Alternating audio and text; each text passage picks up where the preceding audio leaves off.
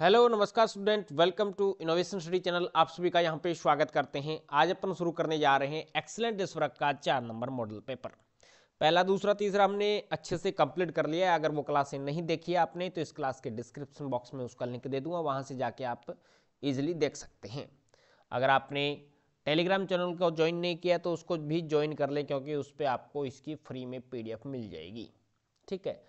बाकी आप जानते हैं कि हम प्री बोर्ड भी बनाएंगे। प्री बोर्ड के लिए आपको इधर उधर नहीं देखना पड़ेगा। आप सीधा डायरेक्ट टेलीग्राम चैनल आपने ज्वाइन कर रखा है तो उस पर डायरेक्ट आप PDF डाउनलोड कर सकते हैं। ठीक है, कोई दिक्कत नहीं है। और वैसे बढ़िया बढ़िया क्वेश्चन भी आपको बताएंगे एग्जाम से पहले। पहले एक बार आप संजीव को और एक्सीलेंट को अच्छे से पढ़ लें। साथ साथ हमने शेखावाटी मिशन को भी शुरू कर रखा है। शेखावाटी मिशन भी चल रहा है हमारा चैप्टर वाइज। एक्सीलेंट डेसवर्क चल रही है, संजीव डेसवर्क चल रही है। बच्चों, पढ़ने के लिए बहुत सारे औजार हैं, बहुत सारा मैटर है आपके पास। बस आपको पढ़ाई करना है, पढ़ाई को अच्छे से चलाना है, दौड़ाना है। ठीक है, चलिएगा आज की क्लास को शुरू करते हैं अच्छे से तरीके से। अगर आप चैनल पे नए हैं तो चैनल को सब्सक्राइब करके जो पास में बेल आइकन है उसको जरूर दबा लें, ताकि प्रत्येक क्लास का नोटिफिकेशन आपको मिलता रहे। क्लास को लाइक और शेयर जरूर करें। पहला प्रश्न है 12, 21 और 15 का मैसे और लैसे है। सबसे पहले अपन क्या करते हैं, 12, 15 और 21 के क्या करते हैं, अभाज्य गुणनखंड करते हैं। तो 12 के कर दिए 2, 6, 2, 3, 3, 1। 21 के कर दिए 3, 7, 7, 1। और 15 के कर दिए 3, 5, 5, 1। लैसे 3, 3, 3 आएगा। तो इसका लैसे, तो लैसे नहीं मैसे, 80 80 अब 3 आ गया। LCM देखो, 3 तो आ ही गया। 2 गुणा 2 गुणा में 7 गुणा में 5, 2 3 6, 6 दूनी 12, 12 5 60 और 60 7 420। 420 और 3 आएगा, देख लो। 420 और 3 मत बोल देना गलती से, मैथ से पहले दे रखा है इसलिए 3 और 420 आएंगे, चक्कर खा जाओगे। पहले में ऑप्शन सही राइट होगा। नेक्स्ट प्रश्न पे चलते हैं। ए से बहुपद जिनके शून्य केवल -3 और 4 है की घात है, 2 ही शून्य कहते हैं, उसकी कितनी घातें होगी बताओ? 2 ही होगी। भी आपको पता है कि केवल -3 और 4 2 शून्य प्राप्त हुए हैं, तो उसकी अधिकतम घात कितनी होगी? 2 होगी। तभी तो 2 शून्य प्राप्त हुए। अधिकतम घात 3 होती तो 3 शून्य प्राप्त हो जाते। नेक्स्ट प्रश्न देखो। बंटन 3 5 7, 4 2 1 4 3 और 4 का बहुलक है। इसमें 4 एक बार, 2 बार, 3 बार आ गया। इसका मतलब हुआ कि जो ज़्यादा बार आएगा वही बहुलक होगा। सबसे ज़्यादा बारंबारता 4 की है, तो इसलिए बहुलक क्या हो जाएगा? 4 हो जाएगा। तीसरे का ऑप्शन नंबर सी राइट होगा। नेक्स्ट है के का वह मान जिनके लिए रैखिक समीकरण निकाय x + 2y = 3, 5x + ky + 7 = 0 असंगत है। असंगत का मतलब क्या होता है? जब रेखाएं एक दूसरे के समांतर होती है। समांतर होती है तो उसके लिए कंडीशन क्या होती है? A1/A2 बराबर होता है B1/B2, नॉट इक्वल होता है C1/C2। ये कंडीशन होती है। तो पहली 2 कंडीशन लेके चलते हैं और उसको सोल्व आउट करते हैं। 1/5 बराबर 2/k, क्रॉस मल्टीप्लाई कर देंगे तो k का मान कितना आएगा? 5 दूनी 10 आएगा। k का मान कितना आएगा? 10 आएगा। ऑप्शन नंबर डी राइट हो जाएगा। चौथे का, पांचवें का है दी गई श्रेणी 2,5/2, AP में है, तो इसका 3वां पद होगा। तीसरा पद बताना है। पहले तो आप इसका क्या निकाल लें? डी का मान निकाल लें भाई, कितना चल रहा है। तो डी का मान क्या आएगा? 82 माइनस में A1 होता है। 82 का मान कितना है? 5/2 माइनस में 2, 2 का मान है, 2 के नीचे 1 लगा सकते हैं। एलसीएम आएगा 2, 5 माइनस में 2 2 4, रिजल्ट आएगा 1/2। अब इसमें 1/2 और जोड़ देंगे तो 3 हो जाएगा, 2.5 होगा। इसमें आधा और जोड़ देंगे तो 3 हो जाएगा। ऑप्शन नंबर बी राइट हो जाएगा। पांचवें का ऑप्शन नंबर बी राइट हो जाएगा। नेक्स्ट क्वेश्चन पे चलते हैं। नेक्स्ट है चित्र में DE समांतर है बी सी यदि ए बी अपॉन में ए बी पूरा दे रखा है और बी डी 2 है, बी डी 2 है, ए ई 2.7 है, इसी का मान निकालना है। तो अपन पहले क्या करते हैं, इसमें देखो भाई साहब ए बी पूरा दे रखा है, ये 3 है और ये इतना 2 है, तो ये हो जाएगा 1। ठीक है, तो ये अगर ये जो भुजा डी ई भुजा है वो समांतर है बी सी की, तो आप अच्छे से जानते हैं कि ये जो अनुपात होगा वो बराबर होगा ए डी अपॉन में डी बी इक्वल होगा ए ई अपॉन में ई सी। ये मान रख दो इसका 1/2 बराबर 2.7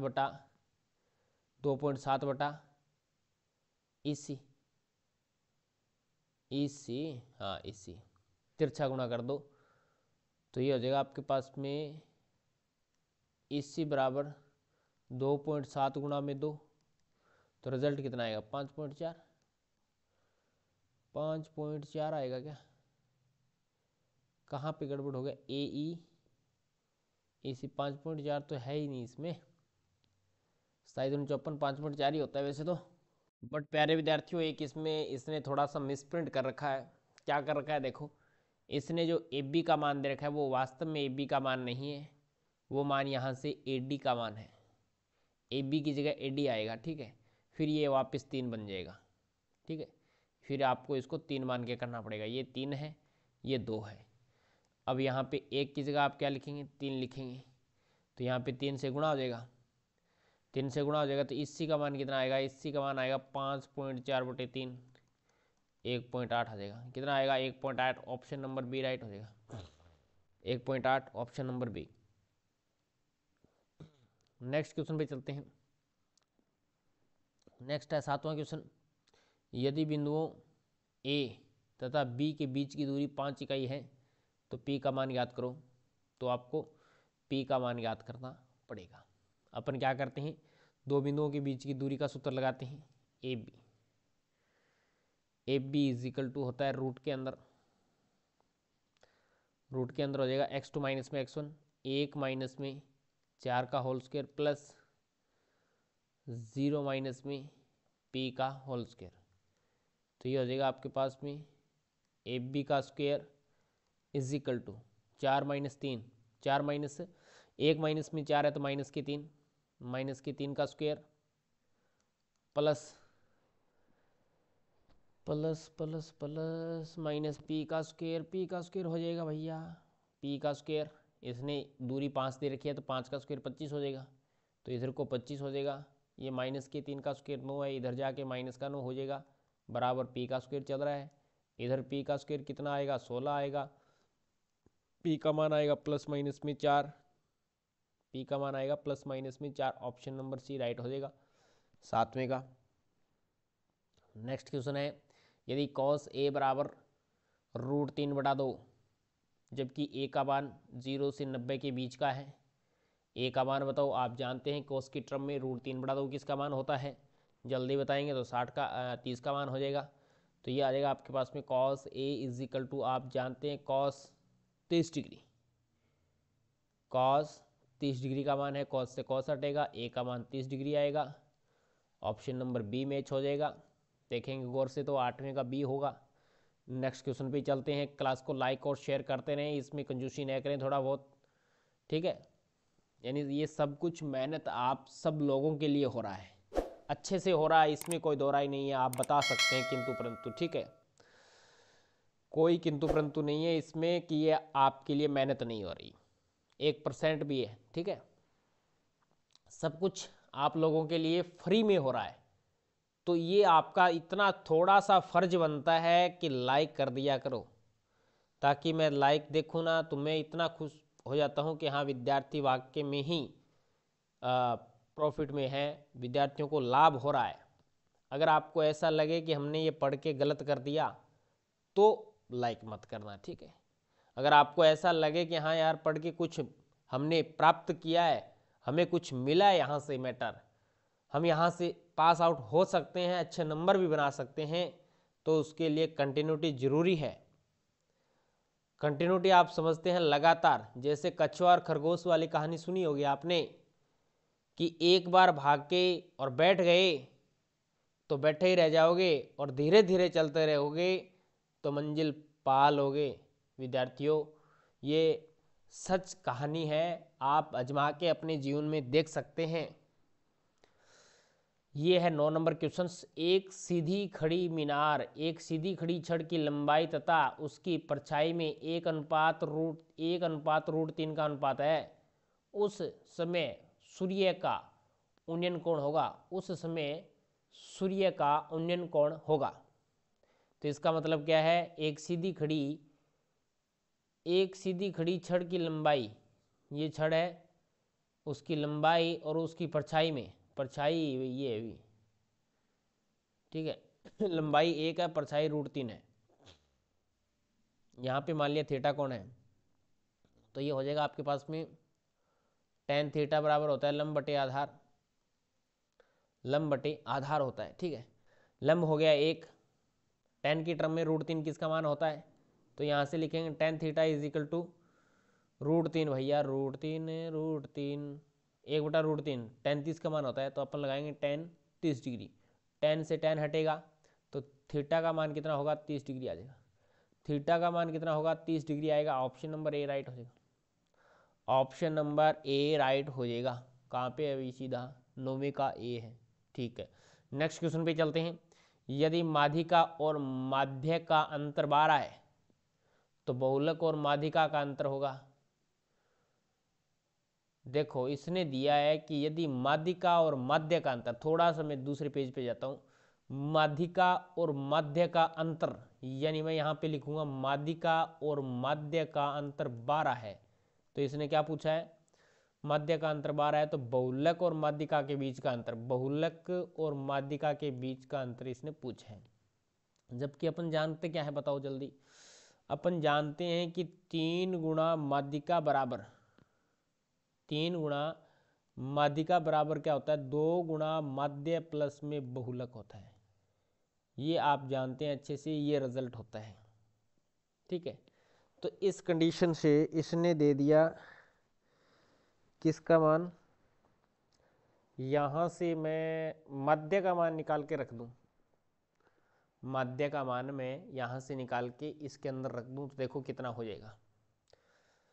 मध्य x बार है, x बार को मैं इधर लेके जाऊंगा तो x बार है भी, ध्यान रखना x ही नहीं है, x बार है ये। x bar is equal to ये हो जाएगा मध्य माइनस में 12, मध्यक माइनस में 12 हो जाएगा। ये मान x बार वाला मैं यहाँ पे रख देता हूँ, तो क्या बन जाएगा? 3m is equal to 2m minus में 12 और प्लस में है ये जड बहुलक, तो 3m is equal to 2m minus में 12 दूनी 24 और प्लस में है जड, ये 2m इधर जाएगा तो ये बन जाएगा 3m माइनस में 2m is equal to minus के 24 प्लस में जड, तो ये बन जाएगा m और ये आ जाएगा जड का मान आ जाएगा माइनस के जड, इधर जाएगा तो इज इक्वल टू, नहीं भैया नहीं, गलत। इसने बोला है बहुलक और माध्यक, तो अपन क्या करेंगे? यहाँ पे m बच गया इज इक्वल टू माइनस के 24 प्लस में जड। अब क्या करेंगे? m को इधर लेके जाएंगे तो ये बन जाएगा जड माइनस में m इज इक्वल टू, इसको इधर लेके जाएंगे तो प्लस का 24 आ जाएगा, तो जड माइनस में m is equal to minus के 24 नहीं प्लस के 24 हो जाएंगे, तो इसका अंतर प्लस के 24 आएगा। ऑप्शन नंबर बी राइट हो जाएगा 10वें का। नेक्स्ट क्वेश्चन पे चलते हैं। एक वृत्त के केंद्र से 13 सेमी दूरी पर स्थित एक बिंदु Q से वृत्त पर खींची गई स्पर्श रेखा PQ की लंबाई 12 सेमी है, वृत्त की त्रिज्या सेमी में है। एक वृत्त के केंद्र से 13 सेमी की दूरी पर स्थित एक बिंदु Q से वृत्त पे खींची गई स्पर्श रेखा PQ की लंबाई 12 सेमी है, अरबिंग 13 सेंटीमीटर है। ये वृत्त है, ठीक है, और ये वृत्त के केंद्र से ये 13 सेंटीमीटर दूर है, 13 सेंटीमीटर, ये बिंदु कोई है, क्यू बिंदु है, और वृत्त पे स्पर्श रेखा की लंबाई कितनी है? स्पर्श रेखा की लंबाई 12 सेंटीमीटर है, तो वृत्त की त्रिज्या की लंबाई पूछिए। ये बिंदु ओ हो गया और ये बिंदु कोई पी हो गया, ठीक है। PQ की लंबाई 12 सेंटीमीटर है, तो आपको पता है कि ये समकोण त्रिभुज बन गया। समकोण त्रिभुज में पाइथागोरस प्रमेय लगते हैं। पाइथागोरस प्रमेय में कर्ण स्क्वायर बराबर होता है आधार स्क्वायर प्लस में लंब स्क्वायर, जबकि यहाँ पे कर्ण का मान 13 है, तो क्या कर देंगे 13 का वर्ग कर देंगे, इज इक्वल टू आधार है आपके पास में ओपी, ओपी आपने मान लिया x सेंटीमीटर, कितना मान लिया x सेंटीमीटर, तो ये हो जाएगा x सेंटीमीटर प्लस में 12 का स्क्वायर हो जाएगा तो 13 का स्क्वायर हो जाएगा 169 और 12 का स्क्वायर 144 हो जाएगा, वो इधर आएगा माइनस का हो जाएगा 144 is equal to X square. तो ये रिजल्ट कितना होगा 169 में से 144 सब्ट्रैक्ट करेंगे, घटाएंगे तो ये 25 आएगा, 25 इज इक्वल टू कितना होगा एक्स स्क्वायर आएगा। इसका मतलब क्या होगा एक्स का मान कितना आएगा, एक्स का मान 5 आएगा, यानी 25 का वर्गमूल क्या होता है 5 होता है। इसका मतलब ऑप्शन नंबर सी राइट हो जाएगा, ऑप्शन नंबर सी राइट हो जाएगा 11वें का।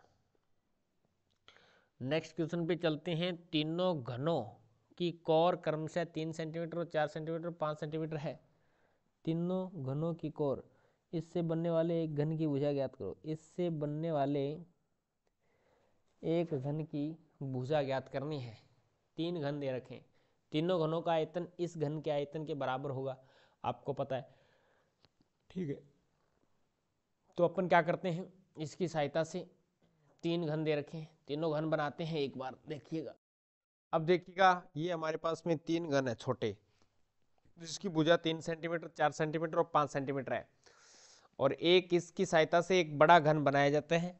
इसकी भुजा की लंबाई हमें ज्ञात करनी है। यही क्वेश्चन था, एक बार दोबारा भी देख सकते हैं आप, ठीक है। तो बड़े घन की भुजा या इससे बनने वाले घन की भुजा की लंबाई आपको बतानी है। तो अपन क्या करते हैं, देखो इन तीनों को जोड़ेंगे, यानी तीनों का आयतन जोड़ लेंगे, तीनों का आयतन और इस घन के आयतन के बराबर होगा। तो इस घन का आयतन क्या होगा, भुजा की क्यूब होता है, तो इसका आयतन भुजा की क्यूब प्लस में इसका आयतन भुजा की क्यूब प्लस में इसका आयतन भुजा की क्यूब, और इसका आयतन हो जाएगा भुजा की क्यूब, यानी 3 का क्यूब हो जाएगा, 3 नहीं x का क्यूब हो जाएगा, x माना है हमने। 3 का क्यूब 27, 4 का क्यूब 64, 5 का क्यूब 125, सभी को जोड़ दो, 5 और 4 9, 9 और 7 16, यही हुआ, ठीक है। 16 के 6 एक असल, 2 6 8, 8 तो 10, 10 रे 11, बच गया 2, 10 रे 11 एक असल, 1 रे 2, 216 बराबर हो जाएगा x का क्यूब। कितना होगा x का क्यूब हुआ, इसका मतलब x बराबर कितना हो जाएगा 216 का क्यूब रूट होगा, तो इसका मतलब x बराबर हो जाएगा 6 आ जाएगा। इसका घनमूल 216 का घनमूल हो जाएगा 6 सेंटीमीटर हो जाएगा, तो x बराबर कितना आएगा 6 सेंटीमीटर आएगा। यानी कहने का मतलब हो गया ऑप्शन नंबर ए राइट हो जाएगा 12वें का, ऑप्शन नंबर ए राइट हो जाएगा। नेक्स्ट क्वेश्चन पे चलते हैं। नेक्स्ट क्वेश्चन है, एक वर्त की त्रिज्या 5 सेंटीमीटर है। इस वर्त के 9 सेमी लंबाई के चाप द्वारा बने त्रिज्या खंड का क्षेत्रफल ज्ञात कीजिए। इस वर्त के 9 सेमी लंबाई के चाप द्वारा, चाप की लंबाई दे रखी है, वर्त की त्रिज्या दे रखी है, त्रिज्या खंड का क्षेत्रफल ज्ञात करना है। त्रिज्या खंड का क्षेत्रफल ज्ञात करने का सूत्र होता है 1/2 L गुणा R होता है। तो L का मान दे रखा है 1/2, L का मान दे रखा है 9 गुणा R का मान दे रखा है 5, 9 5 45/2 यानी 22.5, 22.5 सेंटीमीटर स्क्वायर या वर्ग सेंटीमीटर है, ठीक है। 22.5 आ जाएगा कहाँ पे है देखो, 22.5 ऑप्शन नंबर बी में ही है 13वें का। नेक्स्ट है 14 नंबर, एक पासे को फेंकने पे 4 से बड़ा अंक आने की प्रायिकता, 4 से बड़ी तो 5 और 6 ही है, 2 ही रिजल्ट आएंगे, तो अनुकूल परिणाम बटे कुल परिणाम, तो काटेंगे तो 1/3 आएगा। कितना आएगा 1/3 आएगा, ऑप्शन नंबर बी राइट है। नेक्स्ट क्वेश्चन है, उस समांतर श्रेणी के प्रथम 22 पदों का योग क्या होगा जिसमें डी का मान ये है, 22वां पद ये है। यानी इसका मतलब क्या हो गया, यहाँ से अपन ए का मान निकाल सकते हैं क्या रे, 22वां पद दे रखा है, डी का मान दे रखा है, तो 22वें पद का सूत्र क्या होता है, ए 22 इज इक्वल टू होता है ए प्लस में 21 डी। 22वां पद है कितना 149 बराबर 1 प्लस डी का मान है 7, तो 21 गुणा 7, 7 दूनी 14, 147 हो जाएगा। तो ए का मान कितना आएगा 149 माइनस में 147 बराबर 2। तो इसमें हमें 22 पदों का योगफल ज्ञात करना है। तो 22 पदों का योगफल ज्ञात करेंगे। S22 इजिकल टू कितना आ जाएगा 22/2 और ये हो जाएगा a प्लस में an का मान यानी 22वां पद तो हमें पता है, तो ये हो जाएगा 22/2 11 हो जाएगा। a का मान कितना है 2 प्लस में 149 कितना हो जाएगा 11 गुणा में 151, 11 एकम 11। एक बार थोड़ा इधर लिख दो भैया, कोई बात नहीं है, कोई किंतु परंतु में 11 एकम 11 बच गए 5, 11 5 55, 55 और 5 60, 6, 11 एकम 11, 11 6 17, 11 6 17, 1701 गलत कर दिया, कहीं न कहीं गलत हो गया। यहाँ पे दोबारा करता हूँ मैं मल्टीप्लाई, इसका ऑप्शन ही मैच नहीं हो रहा इसमें। तो 22 पदों का योगफल ज्ञात करना है, बाहर तो 11 ही आएगा। 2 और 149 सही है, 51 आ गया, 50 51 151, 11 एकम 11 बच गया 1, यानी 11 5 55, 55 और 1 56, 55 1 56 6 5 असल, हाँ 11 एकम 11, 11 5 है 16, 1661 आएगा। ऑप्शन नंबर ए राइट हो जाएगा, ऑप्शन नंबर ए राइट हो जाएगा। ठीक है, आराम से करना है, जल्दबाजी मत करना। गुणा भाग गलत हो जाएंगे आते हुए, फिर नंबर कट जाएंगे, फिर कहोगे सर जी हम तो पूरे करके आए थे, कैसे कट गए भैया? ऐसे कटते हैं भैया। ठीक है, इकाई लगानी बहुत ही जरूरी होती है, इकाई भी नहीं लगाते कई बार बच्चे। माना हरी की आयु एक्स, एक्स क्या है भाई, किलोमीटर है क्या? बताओ, लगानी होती है, जरूरी होती है ये, इसके बगैर क्वेश्चन अधूरा माना जाता है। निम्नलिखित प्रश्नों में रिक्त स्थानों की पूर्ति करते हुए पुस्तिका में लिखी। हमें बताना है सार व अंतर, यानी 7 से 5, 5 से 3, 3 से 1 आ रहा है, यानी माइनस का 2 हो रहा है प्रत्येक बार। तो डी का मान वैसे सोच के बता देना यार, इतना तो सोच सकते हैं आप, 10वीं क्लास में है, इतने छोटे बच्चे हैं नहीं। साइन स्क्वायर थीटा प्लस में 1/tan स्क्वायर थीटा, आप जानते हैं कि 1 + tan स्क्वायर थीटा दूसरी सर्वसमीका की सहायता से आप अच्छे से बता सकते हैं कि सेक स्क्वायर थीटा होता है। और 1 आप जानते हैं कि sec square theta is equal to cos square theta होता है। इसका मतलब ये क्या हो गया आपके पास में, साइन स्क्वायर थीटा प्लस में cos square theta is equal to 1 आ जाएगा उत्तर। ये प्रथम सर्वसमीका की सहायता से बन गया।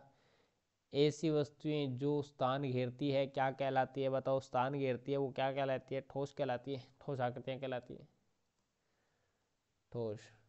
ऐसी वस्तुएं जो स्थान घेरती है, ठोस, ये ठोस ही घेरेगा स्थान तो। ठीक है, नेक्स्ट प्रश्न है, यदि किसी प्रेक्षण वर्ग की उच्च सीमा में आता है तो उसे अगले अंतराल में लिया जाता है। यदि कोई प्रेक्षण है, जैसे 10 से 20 है, 20 से 30 है, 30 से 40 है, तो अगर कोई प्रेक्षण किसी वर्ग की उच्च सीमा के अंतर्गत आता है तो उसको क्या है, अगले अंतराल में ले लिया जाता है। जैसे अगर इसका मतलब है 10 से 20, 20 से छोटी छोटी कोई संख्या अगर आती है तो ये इसी अंतराल में चलती है, लेकिन अगर 20 आ गया तो वो अगले अगले अंतराल में जुड़ता है, अगर 30 आ गया तो अगले अंतराल में जुड़ता है, और 40 आ गया तो अगले अंतराल में जुड़ता है। तो ये अगले अंतराल में लेते हैं, वर्ग अंतराल दिया जाता है तो अगले अंतराल में क्या लेते हैं, अपन इसको अंदर बांट लेते हैं। नेक्स्ट दे रखा है आपको, माध्ययक वर्ग वह वर्ग है जिसकी संचयी बारंबारता खाली स्थान से अधिक तथा समीपता होती है।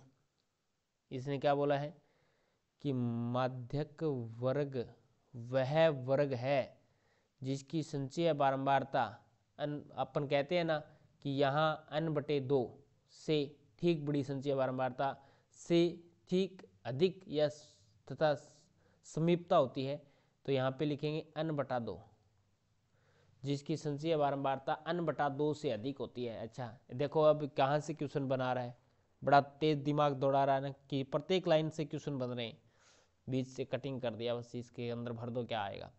वर्त की परिधि तथा किन्हीं दो बिंदुओं को मिलाने वाले रेखाखंड के बीच की दूरी को वर्त की खाली स्थान कहते हैं। वर्त की परिधि पर स्थित किन्हीं दो बिंदुओं को मिलाने वाले रेखाखंड को वर्त की खालिस्तान क्या कहते हैं? बताओ बताओ, जल्दी बताओ। ये तो आपको बहुत बार बता दिया मैंने। ये वर्त की परिधि है, इस वर्त की परिधि पे कोई दो बिंदु है, इनको मिलाने वाला रेखाखंड क्या कहलाएगा? क्या कहलाएगा? जीवा कहलाएगा। वर्त की क्या कहलाएगा? जीवा। वर्त की जीवा कहलाती है। ठीक है, नेक्स्ट है, अच्छा नेक्स्ट 7 नंबर है, एक सिक्के को एक बार उछाला जाता है तो हेड और टेल आते हैं, तो टेल नहीं आने की प्रायिकता भी 1/2 होगी, हेड टेल नहीं आने की प्रायिकता 1/2 होगी। कोई दिक्कत नहीं, टेल नहीं आने की प्रायिकता 1/2, हेड आने की प्रायिकता 1/2, टेल आने की प्रायिकता 1/2। क्लियर है, कोई दिक्कत नहीं है। नेक्स्ट क्वेश्चन पे चलते हैं, तीसरा क्वेश्चन शुरू हो जाता है।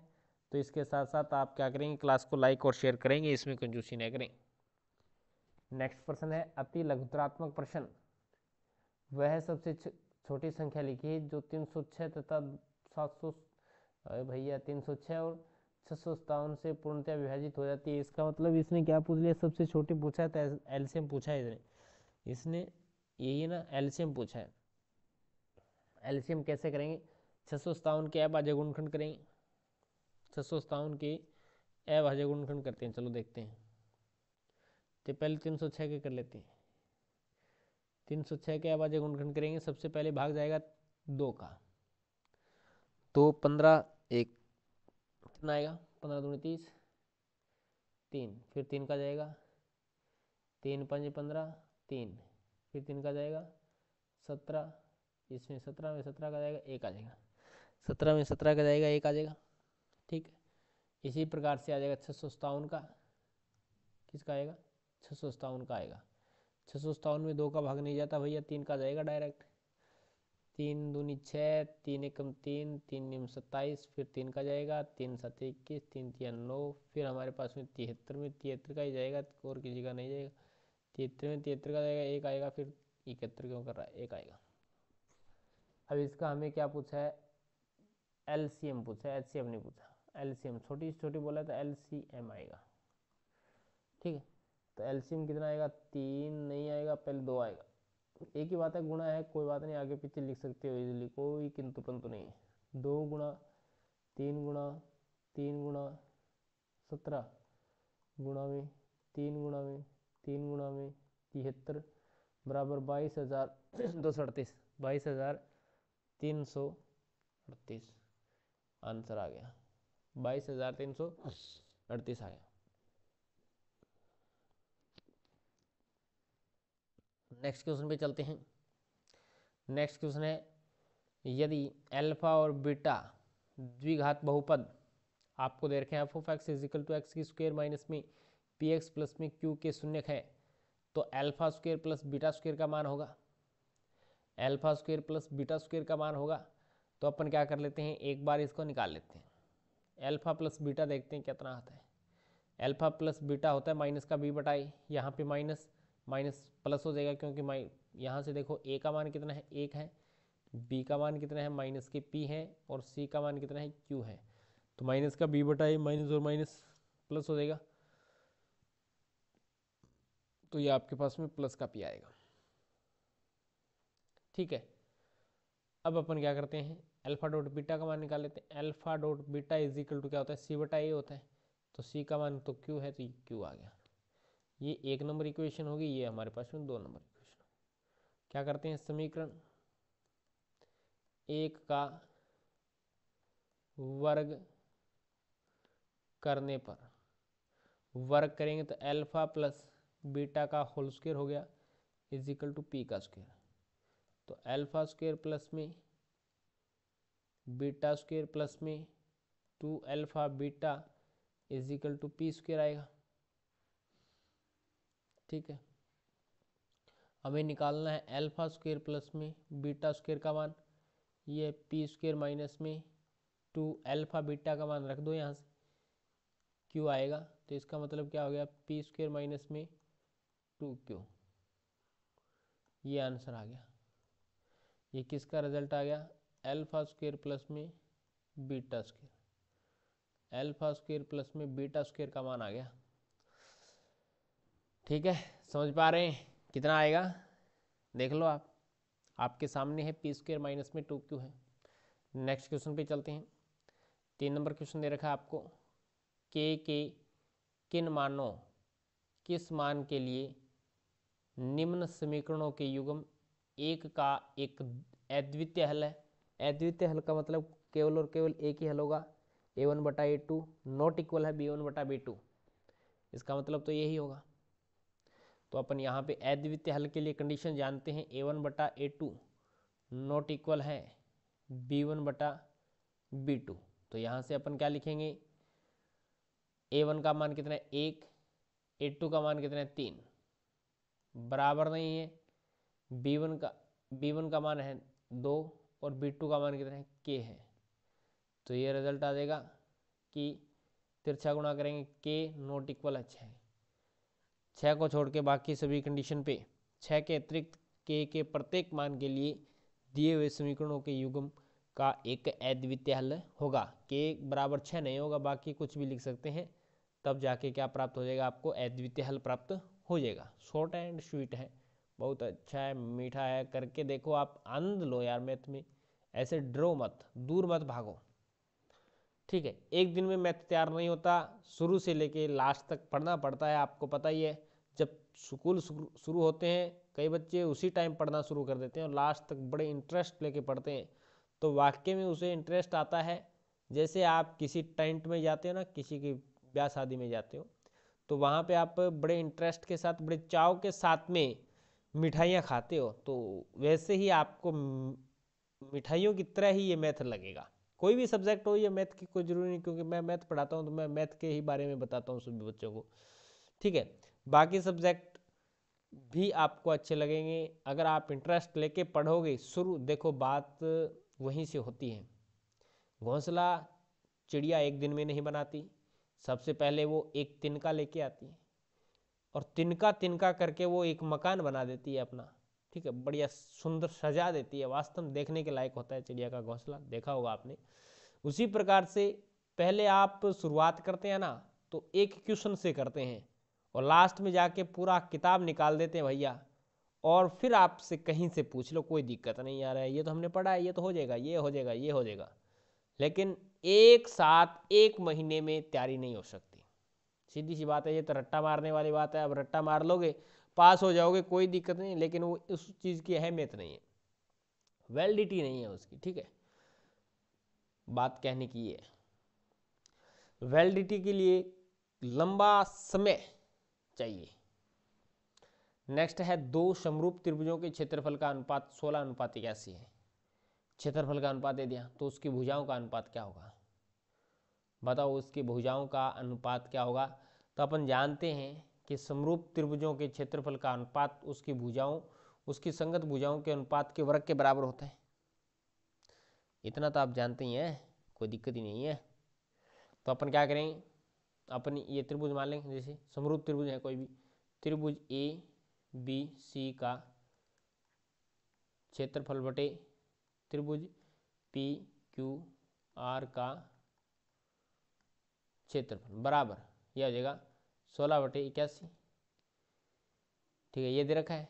और ये बराबर किसके होता है, ए बी बटा पी क्यू के स्क्वायर के बराबर होता है, ठीक है। तो यहाँ से अपन क्या करेंगे, ए बी बटा पी क्यू, ये स्क्वायर हटाएंगे तो यहाँ पे क्या लग जाएगा, रूट लग जाएगा, 16/81 हो जाएगा। और ये कितना आएगा, 4/9 आएगा, 4/9 आएगा। तो उसकी भुजाओं का अनुपात कितना होगा, 4:9 होगा, 4:9 हो जाएगा। नेक्स्ट क्वेश्चन पे चलते हैं। नेक्स्ट क्वेश्चन है, एक्स एक्स बिंदुओं को मिलाने वाली रेखा को किस अनुपात में विभाजित करता है। तो मान लेते हैं ये बिंदु ए है और ये बिंदु भाई साहब यहाँ पे बी है, ये बिंदु ए है, ये बिंदु बी है। ए के निर्देशांक 3, -5 है, बी के निर्देशांक -4, है। इसको एक्स एक्स बिंदु सी है जो कि x, 0 पे विभाजित करता है। अब इसने बताया कि उसको किस अनुपात में विभाजित करेगा, तो अपन मान लेंगे कि उसको m1 अनुपात में m2 में विभाजित करेगा। अब विभाजन सूत्र लगाएंगे, कौन सा, y वाला लगा दें, y का मान 0 है इसलिए यहाँ से प्राप्त हो जाएगा, y = होता है y1 m2 प्लस में m2 y नहीं भैया y1 m अच्छा उल्टा लिख दिया क्या, कोई बात नहीं, आगे पीछे लिख दो कोई दिक्कत नहीं। m1y2 प्लस में m2y1 अपॉन में आएगा m1 प्लस में m2, y का मान कितना है 0 है, इजिकल टू m1 y2 का मान है 7 प्लस में m2 का मान कितना है m2 y1 का मान कितना है -5 अपॉन में m1 प्लस में m2 क्रॉस मल्टीप्लाई कर दें, तिरछा गुणा कर दें, इसके नीचे एक मान के 0, ये 0 हो जाएगा, 0 बराबर 7m1 माइनस में 5m2। तो यहाँ से रिजल्ट क्या आ जाएगा, ये रिजल्ट आ जाएगा आपके पास 7m1 बराबर 5m2। इसका मतलब यहाँ से क्या हो गया, देखिएगा, तो m1 अनुपात m2 का मान कितना आ जाएगा, 5:7 आ जाएगा। कितना आ जाएगा अभी, 5:7 रिजल्ट आएगा। इसके बाद में चलते हैं नेक्स्ट क्वेश्चन की तरफ। यही पूछा था हमें, विभाजन किस अनुपात में विभाजित करेगा, तो 5:7 के अनुपात में विभाजित करेगा। नेक्स्ट प्रश्न है यदि बेलन की ऊंचाई 10 सेमी है, आधार की त्रिज्या 3.5 सेंटीमीटर है, तो बेलन का वक्र पृष्ठीय क्षेत्रफल होता है। अब वक्र पृष्ठीय क्षेत्रफल होता है 2πr/h, 2 गुणा पाई का मान 22/7 गुणा में 22/7 है ना, गुणा में आर का मान कितना है 3.5 है, गुणा में ऊंचाई है 10, पॉइंट हटाएंगे नीचे 10 लगाएंगे, 10 से 10 कट जाएगा, 7 5 35, 22 5 110, 2 गुणा में 22 5 110, ये आ जाएगा 220 सेंटीमीटर स्क्वायर आ जाएगा, या वर्ग सेंटीमीटर आएगा, 220 सेंटीमीटर स्क्वायर आएगा।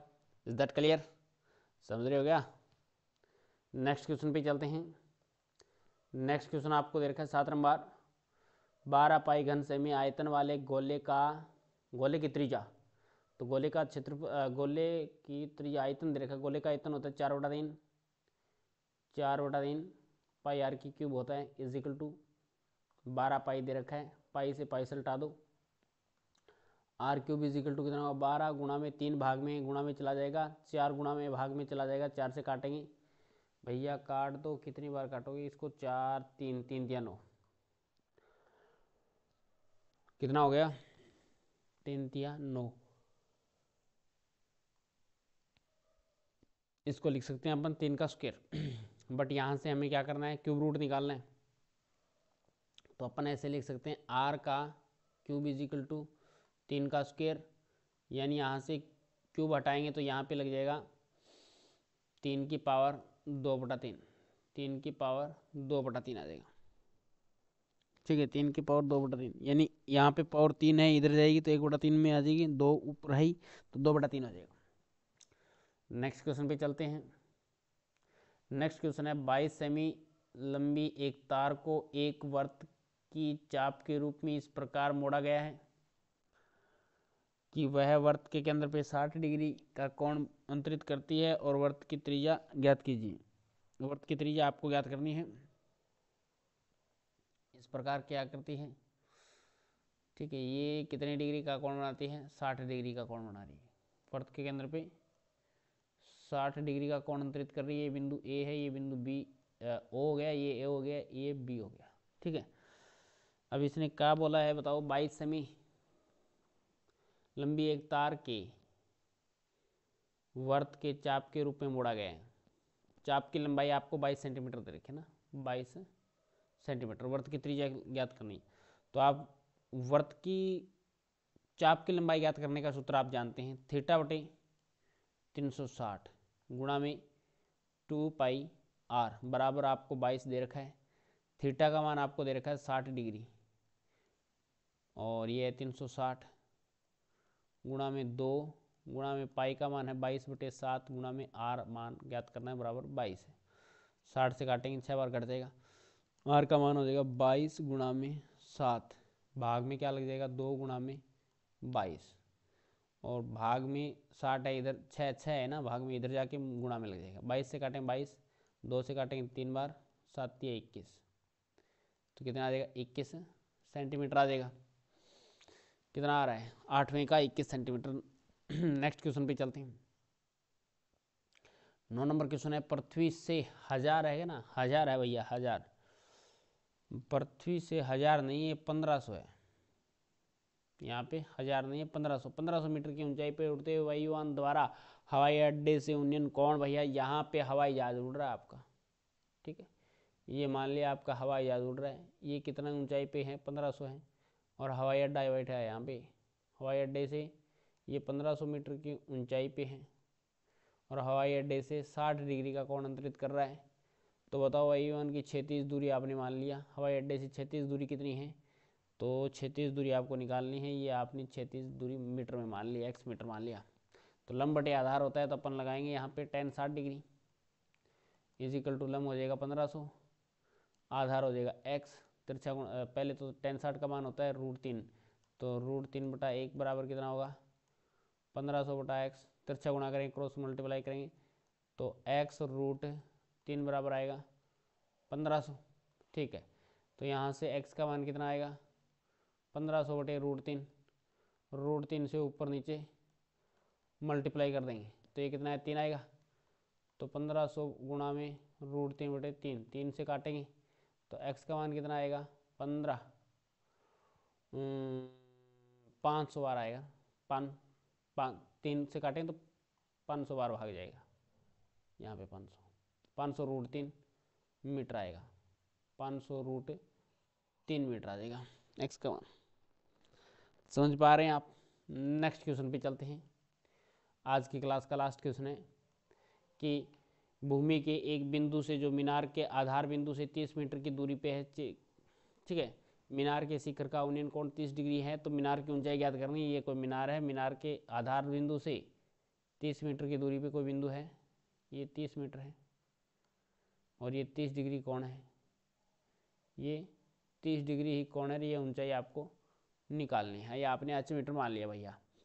तो अपन क्या करेंगे, tan लगाएंगे, tan 30 डिग्री इजिकल